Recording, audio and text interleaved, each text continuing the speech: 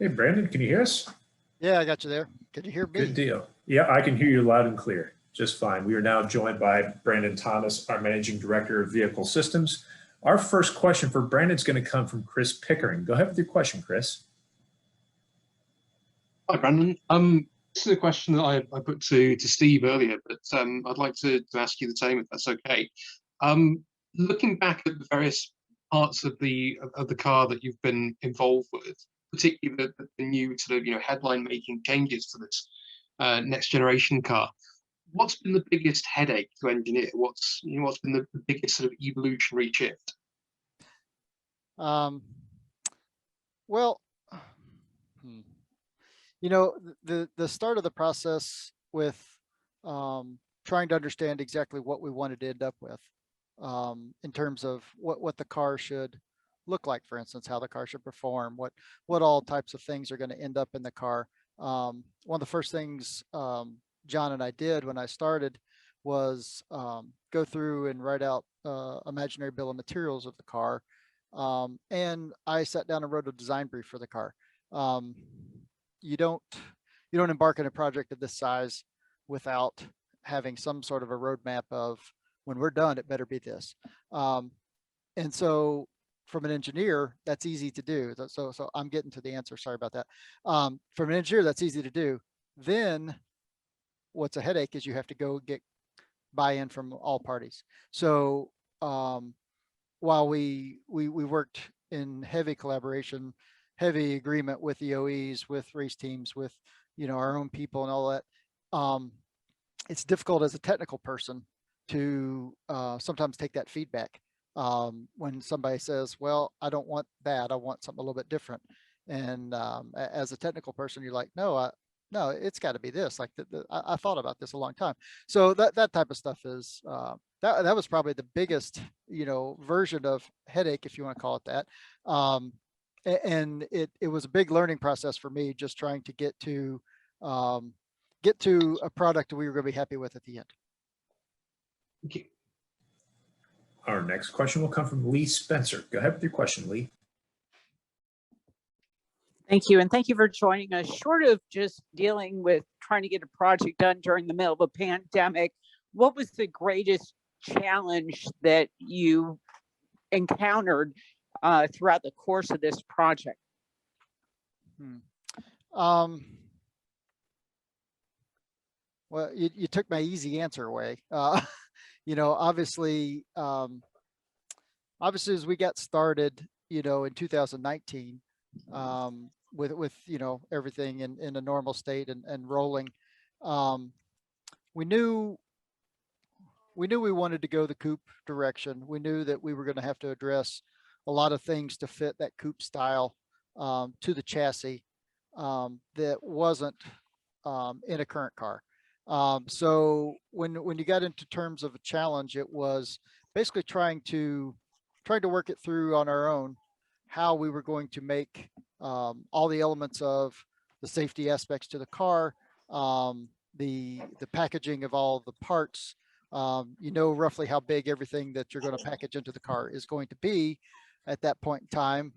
So we knew that we were basically stealing some real estate from ourselves and going to have to fit it all together. So I mean, I think that was probably a large part of this challenge because up till now, typically a stock car has not been laid out, um, completely as a full assembly with all the subsystems in it to this level of detail. So yeah, that was definitely a challenge. And secondly, and this might be a question for Probst or OD, but how is this going to change how you all inspect the cars on Sunday? And do you kind of have a footprint or something established by the composite bodies in the Xfinity, and you'll kind of follow their lead, or what are we looking at? I think if you sit there and look at inspection from an outsider's viewpoint, it probably won't look much different. We're definitely working on a lot of that stuff right now. I have been for quite some time with a lot of ideas and things that we feel like are important in the car. But, you know, until you drill down into a real technical level, you know, I could sit here and say, we're going to inspect the outer body, similar to what we do today. But some of that stuff will change, but it will change in very minute detail, kind of in the weed stuff, where a race fan, unless they study this nonstop, it's not something that they would even notice that we would be doing differently. Super. Thank you for your time. No, thank you. Our next question will come from Jerry Jordan. Go ahead with the question, Jerry. Good afternoon. One I'm interested in is you had two cars. One was built by NASCAR, one was built by Action Express, and there were some differences in those cars. Like there was no fuel filler didn't on the driver's side for the Action Express car. Was that those differences, those nuances? Was that by design, or was that just something that wasn't going to affect the final impact of the car in the direction that you were going? And how did those things come together to complete this final version? That's a good question. I will say an astute observation, even at that. The Action Express car came about right as kind of the COVID situation developed for us, and we were given this task that in order to get some more testing done on the platform, especially in a road course scenario, we wanted to enlist basically the Action Express guys, who are awesome guys to work with, but we wanted to enlist them for their road course acumen, we'll call it, right? You know, they race road racing in IMSA week in and week out. And so we started gathering up parts for them and started working on this car. But a lot of those differences were just parts that we didn't have, or parts that they didn't necessarily have. And it was a case of, the fuel filler being there on like the left rear quarter. It's not a big deal to how the car actually runs. It's really not even a big deal to the aerodynamics of the car. It can be in a current car. And you sit there and stare at the fuel filler area between, teams that do a ton of aerodynamic development and teams that don't have the budget to do aerodynamic development. And those buckets look different. And they have to look different on a super speedway versus a short track. And then we want to get that kind of stuff, you want to rein that kind of stuff in, but in the reality of the way the next gen body and aerodynamics work, it's not an important area in the car. Thank you, sir. Were there any others? Just curious. There was actually a lot of differences, subtle differences like that between the cars. The Action guys were the first ones to put the second set of louvers in the rockers. After we did the first test at Daytona, and we definitely snuck that one in under the radar on purpose. I'm not sure who was smart enough to spot the Action truck in the back parking lot after the Cup race there on Sunday night, but whoever it was that took the tram tour, we woke up the rest of the fans at 9 a.m. When we fired it off. But, we had some heat issues there. Obviously, it was a hot day. It was August in Daytona. And so they were the first ones to do the second set of louvers. And we did some measurements in their car to justify that, then added it to our car. Our car has what I'll say, roughly 300 or so sensors in it. The Action Express car is far more stripped down on the data side than that. So when those guys came back with some ideas here or there, it was certainly stuff that we would kind of test and validate with some data. I'm the guilty party. Okay. Well, I knew that somebody did that, because the story leaked right off the bat, and it was definitely those Bigfoot level photos from a tram ride. And we were actually were somewhat impressed with the level of investigative reporting that happened on that one. Thanks. Our final question will come from Marty Sakala. Go ahead with your question, Marty. Thanks, Matt. Mr. Thomas, thanks for the time and congratulations on a big day for the sport.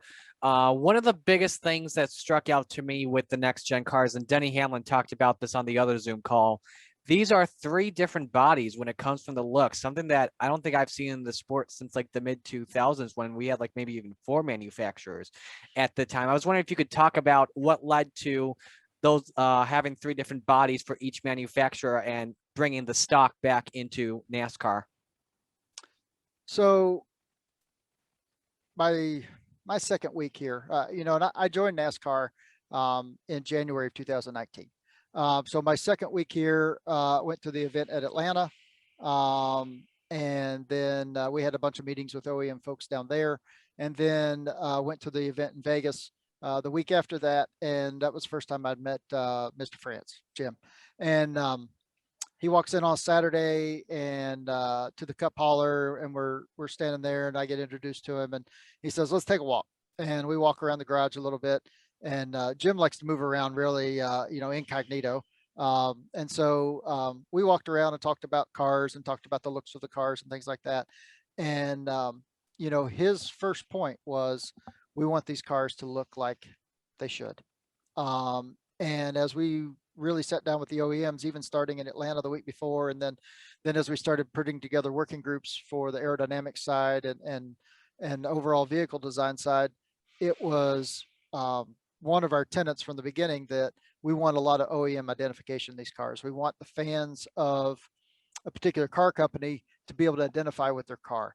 And we want the fans that are motivated by the looks of the cars to be rewarded with a car that looks impressive.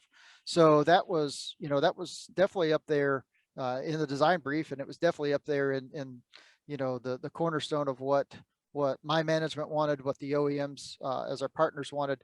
It was there from the beginning. So then it was a technical task of, okay, as we move through this, how are we going to get to a level playing field on the aerodynamic side? How are we going to get to our version of racing to where the OEMs can have this branding, but we're not going to have one OEM design something into their car that can be heavily manipulated and deliver a lot of performance.